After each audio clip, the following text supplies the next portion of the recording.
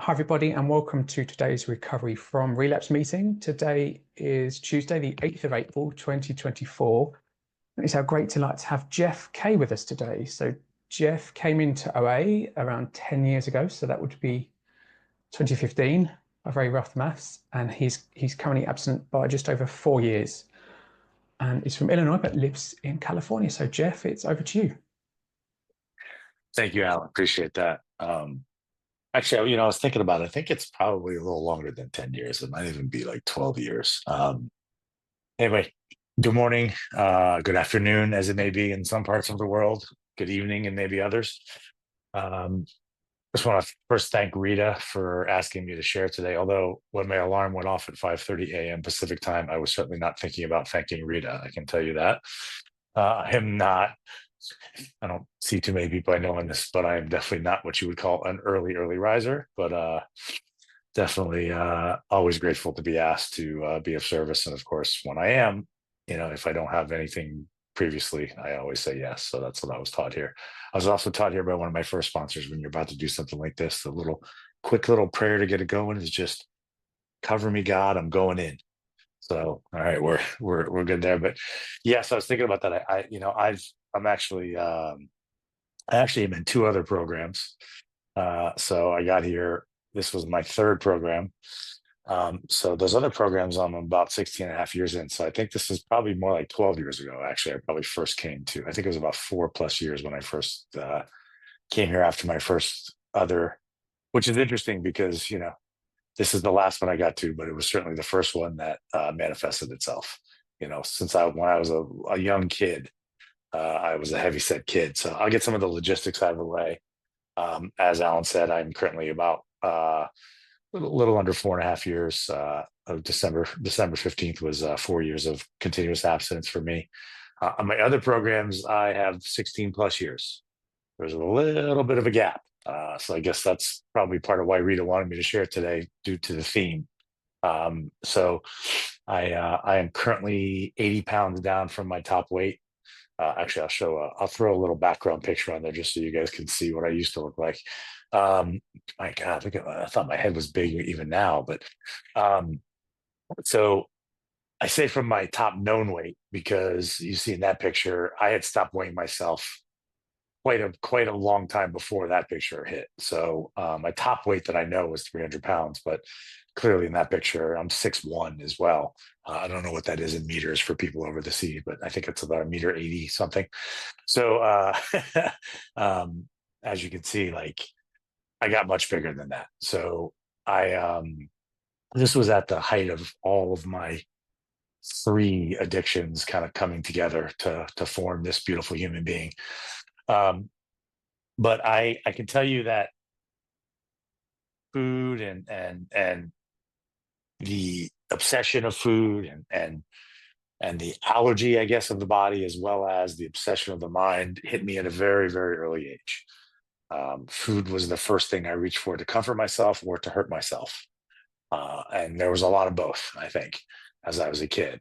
And I was a very heavy kid, but really only for kind of so I wasn't like a very, very heavy kid, but I was always a chunky, heavy kid, right? And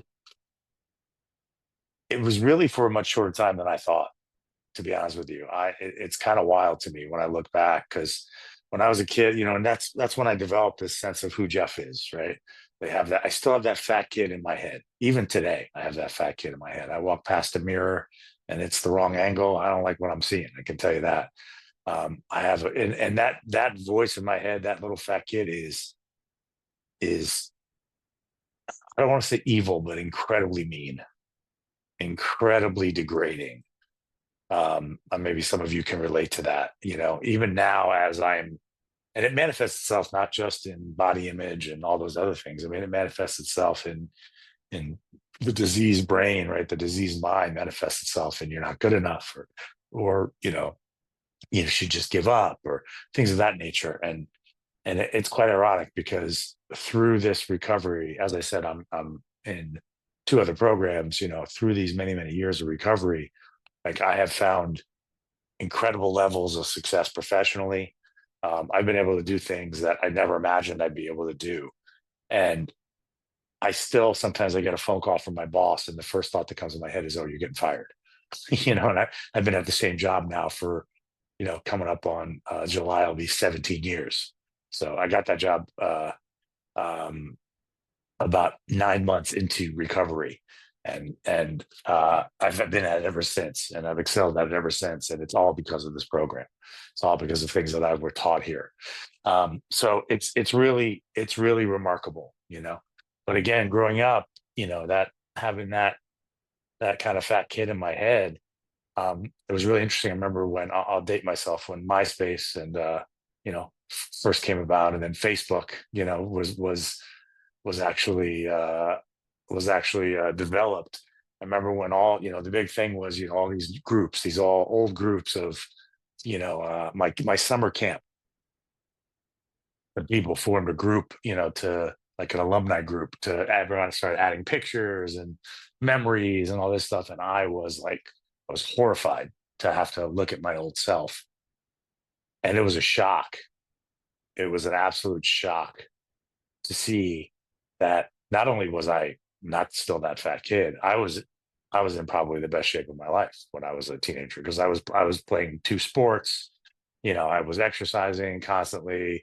I was swimming, I was playing basketball, I was lifting weights, I was playing football, I was doing all those things that kids do, and I was in fantastic shape.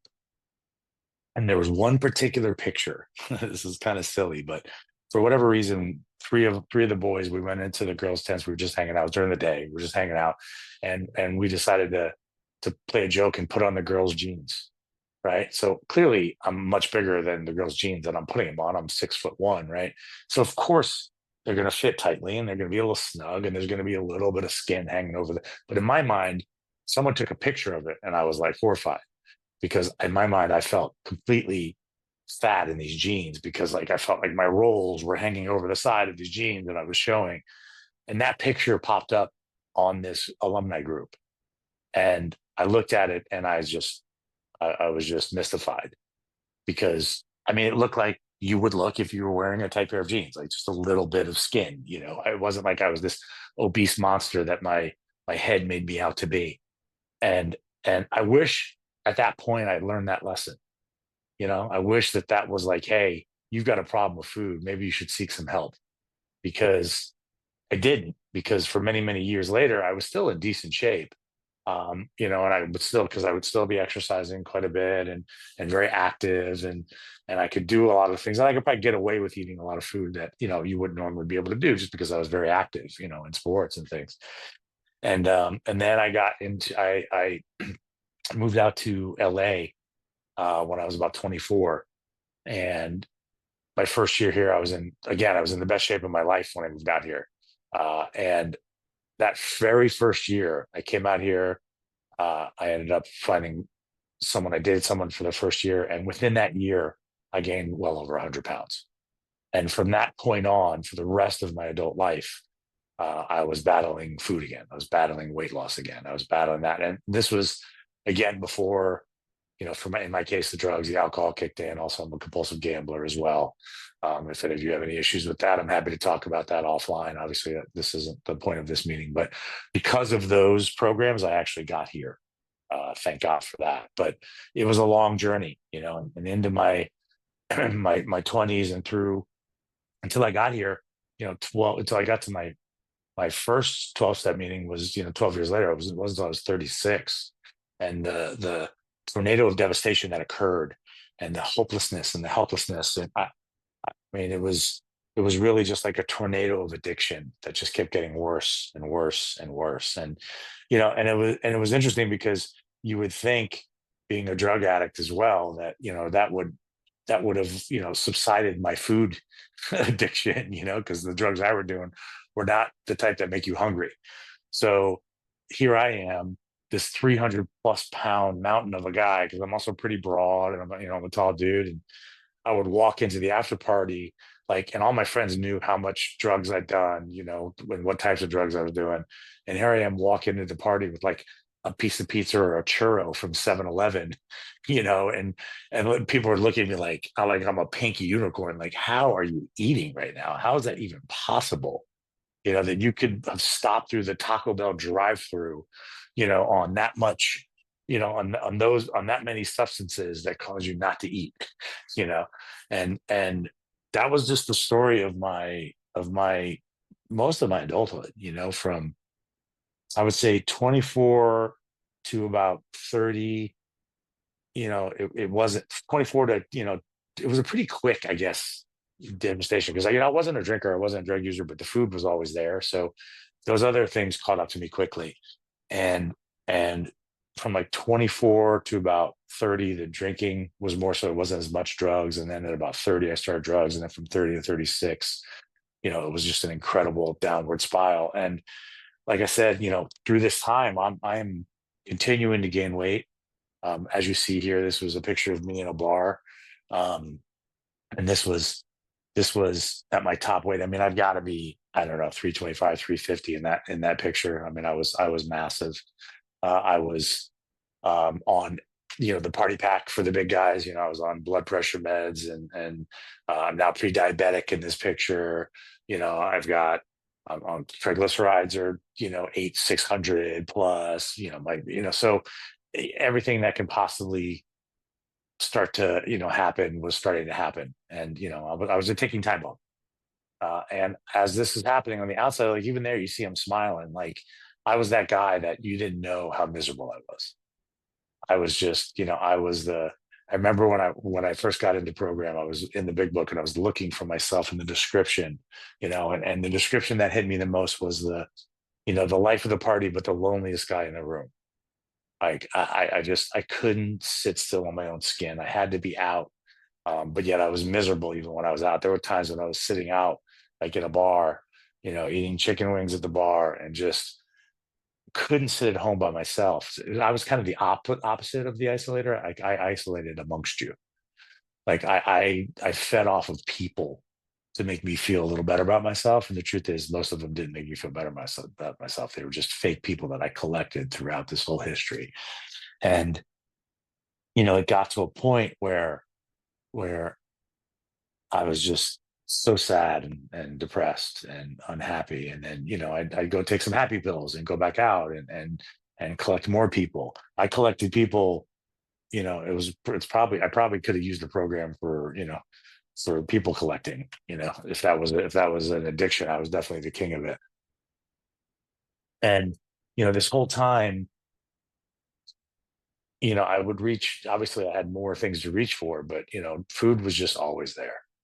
And I would take pride in it. If we'd go out to dinner, I remember we a group of us would go out to dinner and for someone's birthday, and we'd go to like an all you can eat like Fogo, which is like an all you can eat like Brazilian steakhouse. And we'd have a competition who could eat the most amounts. So, I'll give you a guess, especially amongst in this crew, it was like a bunch of actors and, and really these good looking, like in shape guys that I met at the bars, all the bartender. I was like best friends with all the bartenders and, and all this stuff. And the crazy thing is, that, shocking that I would win that, that eating competition and then, be kind of proud for it and then go home and just be miserable and be sad and be depressed and shame and just live in shame, you know.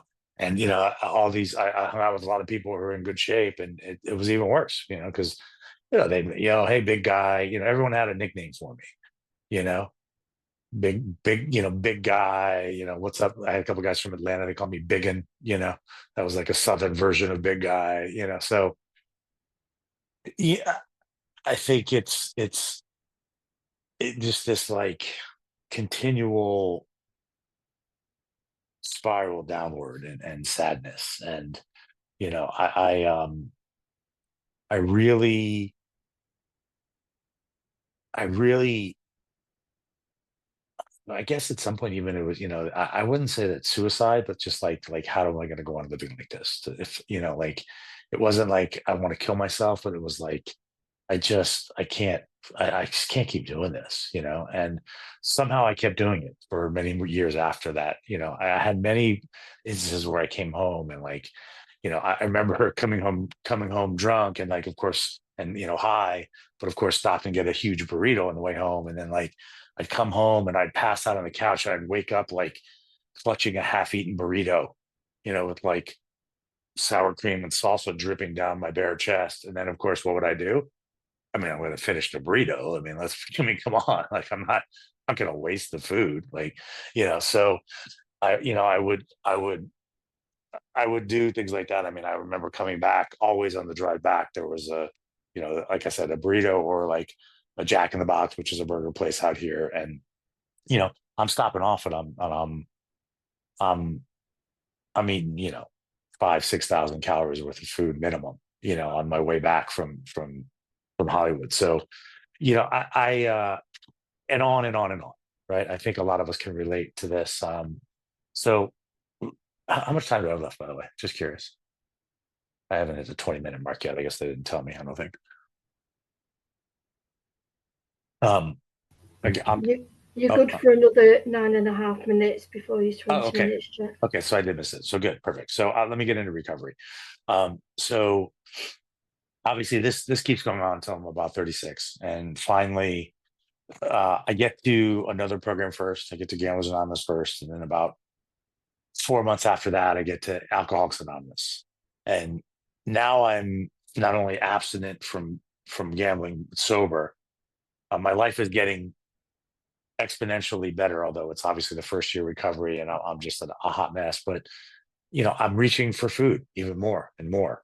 And I can't, I still am doing this. And this was a battle. Also, at this point, I'm also smoking, a pack of cigarettes a day. Like I still have other addictions that are going on because I'm masking it. But what was happening with me is when I got to program, I was so absolutely miserable that I was willing to just surrender completely. And I just said, I need help. And I was willing to do whatever. I found a couple of guys in those rooms and I was willing to follow direction. I was willing to do whatever they took me. So I got here about 4 years into that. And it was a battle, right? It was obviously a battle for me to even get here. Um, and it's amazing because, I had continuous abstinence for long-term recovery. As I said, I'm 16 years plus now in those programs. And, I've only got 4+ here. And I got to these rooms the night after I hit my bottom. I had binged so badly that I was bloated and gaseous and feeling sick to my stomach. And I hopped in my shower and I just laid in the bathtub with the water rolling on me. And I just was like uncomfortable and I just acid reflux and everything that comes with it. And I said, I can't do this anymore. I can't do this anymore. And I said, my life is getting so much better because of these other programs. Like, man, the last thing I wanted to do was go to a third program. Like, you've got to be kidding me. And I thought to myself, and the actual thought came to me was, yeah, that's what you have to do. Look what these other programs have done for you spiritually and mentally and all these other things. It's time to take care of this. And that morning I went to a meeting that was a Monday morning at on the west side of Los Angeles. There used to be a place where they had a lot of OA meetings called the Cottage. And it was a 10 a.m. meeting on a Monday. And I walked in there and it was me and 20 women. And as we, as we can, as we know, there was a little more of a female dominated, uh, you know, meeting. And I walked in and it was not only 20 women, but a lot of them were very attractive. And I just sat there and I almost walked out because I was just so full of shame. I didn't, I was like seriously going to share in front of this group. And again, that thought occurred to me. Yes, just go in there. You're here. You're not here. This isn't, 12 steps isn't, to find a companion here on the first date. It's to walk in here and bare your soul and get help. And I cried that first meeting and I just let it out. And thank God I did, because there were, 3 or 4 women who took me under the wing. They took my number. They introduced me to other people in the group. They introduced me to some other men in the group as well. And then I went to, a few more meetings and I found a sponsor. And right away I was, again, I knew what to do: take direction, get out of my own way, follow a plan. And I lost 40 pounds pretty quickly. And I would plateau at that 40 pound. And then what happened with me is I would start playing with my food. I was off white flour and recreational sugar, which I still am, by the way. That's been continuous, for most of these probably 12 years. But I would go to gluten-free. I would go to 100% whole wheat. I would, and I could, eat a whole gluten-free pizza, and it would be abstinent, right? And I through this battle, I would lose or gain, that 40 pounds up and down, especially 20 or 30 of it, and still remain abstinent. And I and it was miserable, and it was like that for many years, in and out. I remember one point I had 6 months abstinence, and I got some resentments for the group that I was in, and I left. But I would continue my abstinence for up to 364 days. I was still counting time, even though I wasn't going to program. And I consider at that 364th day, I was at a buddy's bar, completely sober. It was St. Patty's Day, and I was the victim of a drive-by milkshake. They made a non-alcoholic St. Patty's Day milkshake, and they put it in front of me because they knew I wasn't. Hey, it's non-alcoholic. Hey, here you go. And of course, I took a sip of it, and I was off and running. Of course, 30, 40 pounds later, here we go again, right? And finally, I said, I can't again. I found myself again after a binge in that same place in the bathtub again. I guess that was kind of my safe haven. Just saying to myself, come on, dude, like, what are we doing? Like, what are we doing? And that was a little over 4 years ago. And I needed to get real clear with my food. So for anyone who's struggling with recovery, but first and foremost for me is I need to get real clear with my food, and I had to get myself out of the way. So I heard a group of guys using the terms like sober eating and eating soberly, like compared, and that made sense to me, like, because especially with the other programs I'm in. And so what I did was I just turned my entire will in life and my decision making over to a sponsor. We stripped my food down and really got really clear about what my alcoholic foods are. Really clear about what my meal plan looks like. I used to say things like my food's getting wonky, and my meal plan is my abstinence, but it didn't make sense, right? If I'm eating outside of my meal plan, then how am I abstinent? So for me, again, this is for me, and there's many other ways to do this in a way. I had to get real clear about what my food plan looked like, how many times a day I was eating, what those meals looked like, what the amounts were, right? I don't weigh, I eat out plenty, so I'm not always weighing and measuring, but if I'm home, I'll weigh and measure just to make it easier. Also, I needed to do that in the beginning so that I knew what a portion looked like. Because to me, a 20 or 30 ounce ribeye at a steakhouse was a portion, so I had to get real clear about that, obviously. So I got real specific also about which foods trigger me. And that was the beginning, right? Just turning over my will, turning over the trust to another human being, turning over um, um, my food plan, so to speak, was the beginning, getting on my way. And by the way, if I even change like a protein, and I'm also accountable. So I text or email my sponsor the morning of, the day of, what I'm going to eat that day, and then I also send pictures, and I'm on a group with a bunch of pictures, and the accountability really helps me, right? And then if I even change something, or if I need to change something, I just text it. Most of the stuff I change, 99% of the time, is already pre-approved. So it's just to be accountable, because a lot of times my sponsor doesn't even get back to me. If it's something that's a little bit of a drastic change, then I'll wait for a response, or I'll call another fellow who has a similar food plan to me and get it cleared. So that way I'm real clear about that. And then the second thing for me in maintaining this abstinence is a spiritual routine. And I can tell you that, I was raised Jewish, and I would consider myself maybe a recovering Jew these days, but I always had a problem with the kind of Old Testament fire and brimstone God. It just never sat well with me. And then ironically, I was actually, when I was younger, I was definitely connected more so to religion. I was active. I went to Hebrew school, Sunday school, as a camp counselor, teen tour leader. And as my addictions kicked in, the further my addictions went, the further away I went from God. And the further I went from God, the deeper my addictions went. But what I needed to find here was a God of my understanding. And that's what's so beautiful about these programs, is that's exactly what these are. We all get to choose or develop a God of our understanding. For me, it started with you, with the group, right? Group of Degenerates, GOD.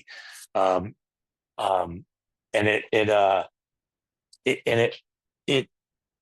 it quickly, not quickly, but it's developed into more, to like I live in LA, so going to the beach is a spiritual event for me, and I go there quite frequently to get my mind straight, and it's a meditative state for me. But there's an energy that I tap into just between you. So when two or more of us come together for the purpose of recovery, we're in the midst, in the grace of a higher power. By the way, somebody needs to tell me if I'm over, because I can't see the timer. So I could probably talk for an hour, so you got to shut me up. Maybe April, I can see you. Jeff, you've got 5 minutes now. Oh, wow. Okay, good. Time is such a weird thing. So 5 minutes. Thank you. So I I have developed a routine for myself, which for me includes the first thing I do in the morning when I wake up is make my bed. That was handed to me on my very first meeting. And ironically, it's funny because I went home to visit my parents with about 9 months of sobriety and abstinence in my other programs. By the way, I highly recommend you check out some other programs. I don't trust you if you're not working at least 24 steps. So maybe, but just kidding. I'm not judging. Just it was a journey for me to keep peeling the layers. But I went home with about 9 months. My mom understood addiction. My parents were both food addicts. Neither of them drugs or alcohol. But my mom was 5'4". Her big issue was probably 240. I mean, I remember when I was a kid going to Weight Watchers with her when I was heavy, and we went together. And she had a lifelong struggle. She went back to Weight Watchers about 10, 12 years ago and has actually kept about an 80-pound weight loss. So I'm very happy for that. She looks amazing. She's 83 and she looks like she's in her late 60s. She stayed out of the sun. It's pretty, my dad still struggles with his weight, but they're both hanging in there. So pretty, very happy about that. But I went home and visited, and I remember I woke up. My mom just could not understand that her son. I was like the good son. My brother was the one who caused all the problems drinking when he was in high school, and he turned out okay. He's just a workaholic.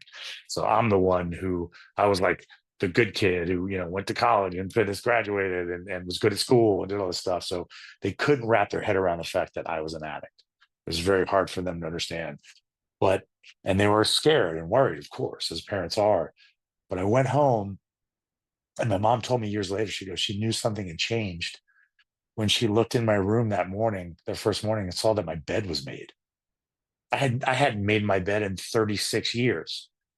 She's like, something is different about my son, And today, because of these programs and because of the fact that I wake up, I make my bed, I read. I have like 4 little, data time books, one for OA, one for AA, one for GA, and one, as Bill sees it. I read these every morning, and then say a few prayers like the Serenity Prayer and the 3rd step prayer and the 7th step prayer. This whole routine takes me about 5 minutes, and my head is straight and my mind is ready to go. And if I don't do it, I'm off. I'm a little rushed. I feel a little ragged, and I have to stop and do it. And then when I also look at my day and the day ahead, and I say a little prayer to be of service to my fellows, be of service to my fellow coworkers, right? To stay out of self-seeking, selfish interests, and to be of service to others. I do this little routine, and it gets me right. Like I was told early on that we wake up 12 steps behind everybody else. So, when I wake up, I got to get to God before my head gets to me. Like I've heard some great ones, like in the morning. And I can tell you that I still don't, it's hard for me to wrap my head around like a deity, right? And and again, good for you if you do and you have that. For me, again, it was just from that childhood, it just made it very hard for me. But I don't need it. I pray to the universe. I pray to the energy. I pray to the source. I pray to all of you. Like individuals come and go, but the group remains. So if you're struggling with the concept of God, it's just a word we use, right? It can mean many things to many people. So for me, the connection I get when I'm doing something like this, or when I come out of a meeting, or when I pick up the phone, even text someone or call someone, that connection to me is God, right? And it's gone beyond that for me. But if you're struggling, it's a perfectly good way to start, right? Use the group to, go to coffee, go to a lunch, like get in the middle of this thing, because that is what has been the main difference for me, right? Getting super clear with my food, being accountable for my food, right? And having a routine, and also the connection, right? And then of course the 9 tools that we talked about earlier at the beginning of this meeting. When you put all those together, it helps, to recover. Relapse, which I was and you know, I didn't relapse in my other programs. I relapsed once I flipped a coin and turned my time back, and I've been continuous ever since. But the food has been the tough one for me. It's the oldest, it's the deepest, right? It's the one most connected to self. And so I need to do all these things in order to stay abstinent. So I hope any of that made sense. I think Now, Jeff. it's my time. So want to thank all of you, thank Rita again, and hope some of that made sense for somebody connected.